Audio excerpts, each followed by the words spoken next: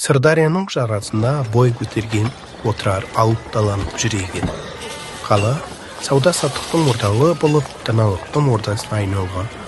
Оның биік қорғандары мен ал күннен атталған күмбездері ұлы жібек жолының ең жарқын фотосы болып саналады.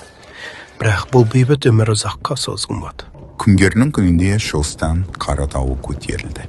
Шыңғыс ханның әскері қара құмырсқадар қаптап, көкжиекті тұншалап әкелді. Дала төсін от тұяғы дүбірлетіп, аспан қылыш пен найзаның жарқылынан шағылысты. Жау отырарды қоршауға алды. Бұл күндер тарихқа жазылады. Бізді қорғайды. Тек бір нәрсе бар. Біздің қайсарлығымыз.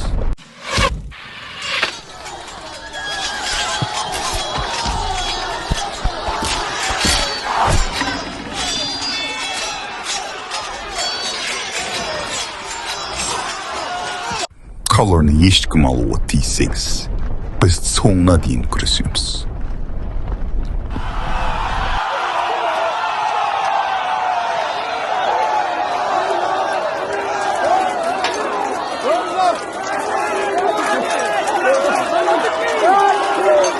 Biz қалайда болса отырарды бұзамыз. Қала түбегенді құлайды. Отырар өртенді. Күлге айналған көшелерде жапырақтай төселген жауынгерлердің денесі. Күйреген үйлердің арасынан көкке көтерілген қара түтін. Самайын жел ұрғандай бозарған тас қабырғаларды. Бәрі де ұлы қаланың соңы деміне еді. Отырар құлады. Бірақ оның ұрығы күл астынан қайта көтерілер еді. Уақыт ұмыт қалдырғанмен тарих оның есін мәңгі сақтамақ.